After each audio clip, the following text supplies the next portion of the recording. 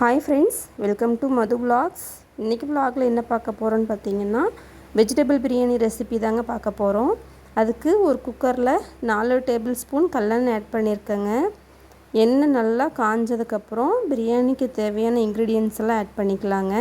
பட்டை, கிராம்பு, சோம்பு, கசகசா, பிரியாணி எல்லாம், ரோஜா இதழ் எல்லாமே ஆட் பண்ணி லைட்டாக ஃப்ரை ஆகட்டுங்க, வதங்கட்டும். வதங்கினதுக்கப்புறம் 2 மீடியம் சைஸ் பெரிய வெங்காயம் கட் பண்ணி வச்சுருக்கேங்க. வெங்காயத்தையும் ஆட் பண்ணிக்கலாங்க. வெங்காயம் லைட்டாக நல்லா வதங்கி வரணுன்னா லைட்டாக சால்ட்டு கூட ஆட் பண்ணிக்கலாங்க. நான் ஆட் பண்ணலை, நீங்கள் வேணால் ஆட் பண்ணிக்கோங்க. நல்லா ப்ரௌனிஷாக வரணுங்க. வெங்காயம் நல்லா ப்ரௌனிஷாக வந்ததுக்கப்புறம் காரத்துக்கு 4 பச்சை மிளகாய் ஆட் பண்ணுறேங்க. என்னோடய காரத்துக்கு நான் 4 பச்சை மிளகாய் ஆட் பண்ணுறேன். நீங்கள் உங்களுக்கு தேவையான அளவு ஆட் பண்ணிக்கலாங்க. பச்சை மிளகாய் போட்டு ஒரு நிமிஷம் நல்லா ஃப்ரை பண்ணி வரணுங்க. நல்லா இந்த மாதிரி நல்லா ஃப்ரை பண்ணிக்கணுங்க. அதுக்கப்புறம் எண்ணெய் பிரிஞ்சு வருது பார்த்திங்களா, நல்லா ஃப்ரை பண்ணிக்கணுங்க. அதுக்கப்புறம் 1 டேபிள் ஸ்பூன் இஞ்சி பூண்டு பேஸ்ட் ஆட் பண்ணிக்கிறேங்க. அந்த இஞ்சி பூண்டோட பச்சை ஸ்மெல் போகிற வரைக்கும் நல்லா வதக்கிக்கணுங்க. பாருங்கள் எந்த அளவுக்கு இருக்குன்னு. அந்தளவுக்கு ஃப்ரை பண்ணிவிட்டு அதுக்கப்புறம் 2 மீடியம் சைஸ் தக்காளி கட் பண்ணி வச்சுருக்கேங்க. அதையும் ஆட் பண்ணிக்கிறேன். தக்காளி நல்லா மசிஞ்சு குழஞ்சி வரணுங்க. அந்தளவுக்கு ஃப்ரை பண்ணிக்கணும். அப்போ தான் பிரியாணி டேஸ்ட்டாக வருங்க. நல்லா குழஞ்சி வர வரைக்கும் நல்லா ஃப்ரை பண்ணிக்கலாங்க. நல்லா குழஞ்சி எண்ணெய் பிரிஞ்சு வரணுங்க தக்காளியிலேருந்து. அந்தளவுக்கு வதக்கிக்கலாங்க.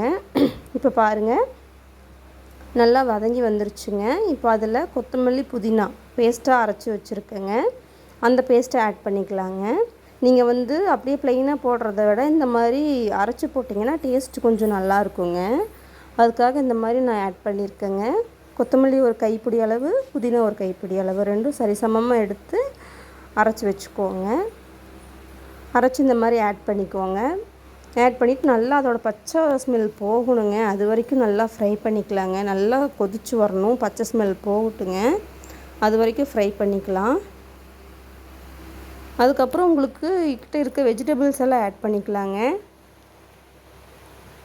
நான் பட்டாணி போடலைங்க, சோயா, சின்ன சோயா. உங்களுக்கு தேவைன்னா பட்டாணி போட்டுக்கலாம்.